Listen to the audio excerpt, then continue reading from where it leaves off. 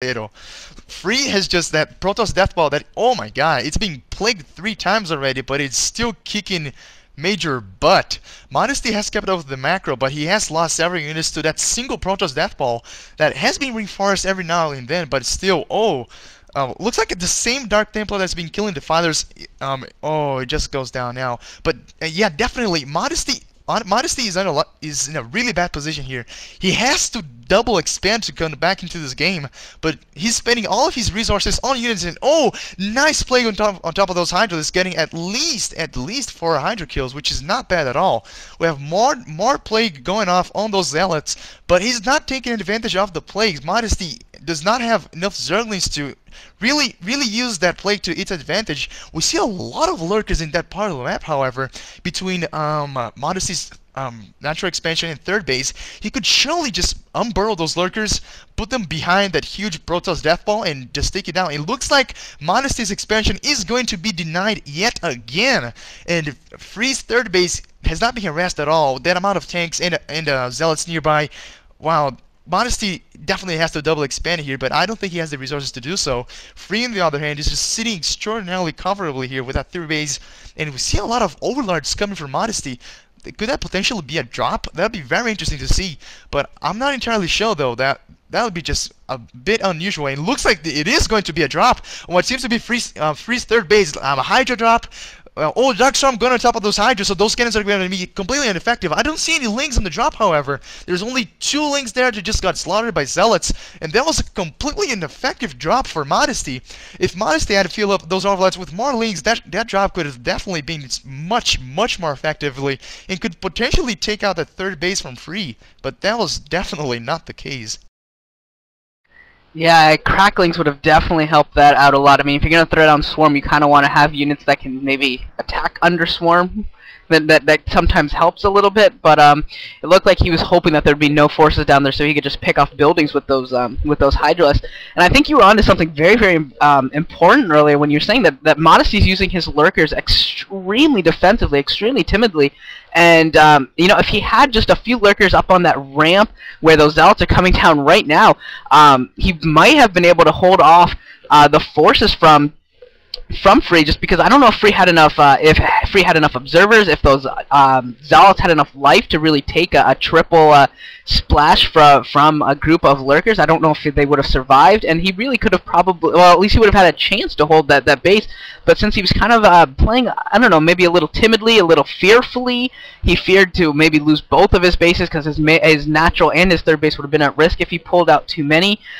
He ended up just not able to secure a 4th base, and he's just so far behind now, and we see Free setting up a 4th base of his own, and I just can't see Modesty being able to expend the forces it takes to get a control group or something of Zerglings up there. It looks like he's trying, may actually be successful. I see a blob of yellow moving across the map, and nope, not going to be successful because there's a group of Zerglings, or Zealots, that are waiting for him. So this game is firmly in Free's hands. It would take, honestly at this point, I don't think that there's a play in Modesty's book that is really going to be able to save him, because even if you think about a Doom drop, the units it would take to really have a quality Doom drop would leave all of his bases open, and Free would just march on through, and Corsairs now coming out en masse, and this is going to be painful again. He's going to lose Overlords left and right, and this game honestly is just about over. Free has this pretty much locked down as long as he doesn't fail. He would really have to mess something up at this point to lose this. Yeah, definitely Free sitting on 4 bases and Modesty sitting on 3. Oh, well, 4 bases here, but honestly, yeah, I don't see how Modesty can win this game. Modesty could attempt a drop, just as you said, but he does not have enough units to defend both his bases and in a foreign attack. It looks like there's going to be a huge assault on that 3 o'clock that was Modesty's third base, but their base is machinally going down because there are no sinking colonies. There's only 1 lurker nearby, so yeah, that hatchery just went down just in a matter of seconds. Modesty does not have an army or an economy to speak of in comparison to Free. Free, as you can see, can just afford even making mass Corsairs, which, just as mentioned, are there. Just so Modesty should have definitely GG as soon as he's making mass DT. Oh my god! Wow, that's just a slap in the face, really. Oh wow, I can't believe this. Free just making mass Corsairs and mass DTs and Modesty. This is pretty much like expanded into your natural expansion. I really don't see why Modesty is still in this game. Modesty cannot expand. Modesty cannot attack. Modesty cannot do anything really. Oh, he's just now managing to get a couple of DT kills. So I believe Modesty is just hanging around to just tire his opponents. Really, we see those Corsairs still harassing, still harassing Overlords. We see Storm just getting massive lurker kills. So Jesus, freaking just. Free's just really humiliating Modesty here. He has several Archons out on the field, and wow, just Modesty has no chance of coming back. His Look at all those High is, Templars. I know. Free's just enjoying. He's just enjoying this game right now. I mean, GG from Modesty. Modesty looking really annoyed there, to say the least. You know, in Winners League, there's a theory that you should try and make your opponent play as long as possible to tire him out. But I think the point where you GG is when the Protoss player just starts spawning Templar only because they're bored. And that's the point we were at there.